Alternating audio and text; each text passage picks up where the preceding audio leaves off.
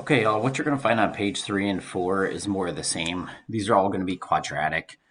Question 3 and 4, they're binomials, so you're going to look for greatest common factor. Question 5, 6, 7, and 8 are all going to involve factoring by grouping, like we started with on page 1.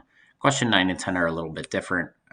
We'll get there in a minute. And then the last page is just a review of what we had been working on before the break for exact value practice. So you might need your last couple lessons on to look back at as far as helping you with those too. So if we look at page 3, something like question 3, you're going to factor out a common factor, which in this case is going to be your cosine theta, as these both share a cosine theta. So you'd have cosine theta times 5 cosine theta plus 2 equals 0. So you'd end up with cosine of theta equals 0 and cosine of theta equals -2/5. Now you'll notice in the directions here, theta to the nearest degree, you're going to have to do some rounding in pretty much every one of these questions. Cosine theta equals 0. If you get one of those special 3 values for sine or cosine, you're going to use the unit circle. Cosine is x, so you want the points where x is equal to 0.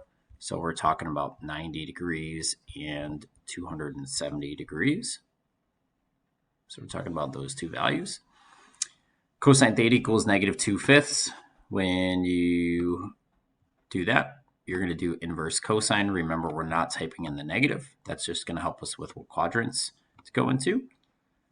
Nearest degree right here is 66. So we're going to come back over here. Theta equals 66 degrees. And now we need to think about what quadrants. That looks absolutely atrocious.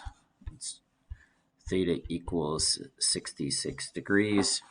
Cosine is x. X is negative in quadrants 2 and 3.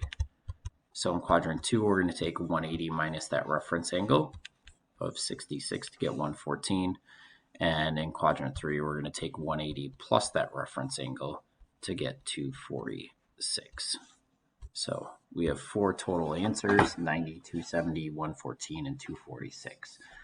So at this point, can you go ahead and work on questions 3, 4, 5, 6, 7, and 8, please?